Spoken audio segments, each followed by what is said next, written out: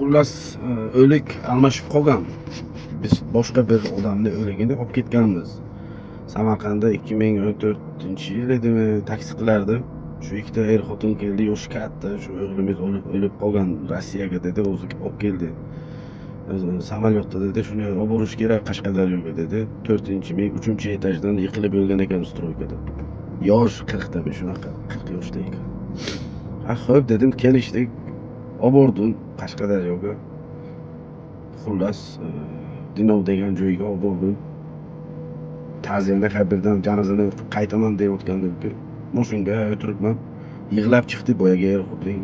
"Ha" desam, "Bu bizni o'lik emas" deydi-da, "Mani o'g'lim emas" deyapti. Qanaqasiga deyapman, endi odam o'zgaradi-ku o'lgandan keyin. "Yo'q, o'sha" deyapman, "Yo'q" deyapti-da. Endi dedim, telefon qildim Samarqand bog'larga, taksi bog'larga. Men aytdim, shunaqa, bu yerda yana bironta o'lik chiqqan emasmi dedim. "Ha" dedi, "Chiqqan" dedi, Buxoroga ketgan" dedi. Nomerini ber dedim, nomerini oldim, telefon qildim.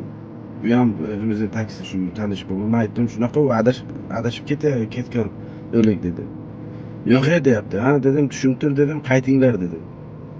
"Xo'p" dedi, "Samarqandga qaytinglar, o'sha yoqda ko'rishamiz" dedi. Keyin keldik, almashtirdik, haqini almashgan ekan. Endi aeroportga yuzini yopib beradi-da, uni siz ko'ra olmaysiz. Endi ular u yoqqa olib borgandan keyin yuvayotgan paytda ko'rib qolganda, yuzini baribir o'chirdik, yuvdik-ku. Qanday qilib adashgan bo'lishi mumkin deyapman-da, enasini emisi. Bu endi aeroportda adashilganda. Endi hujjatni ko'rmaganmi, nima bo'lganmi endi. Bizda bor-ku shunaqa endi, javobgarlik o'zini his qilmaydi.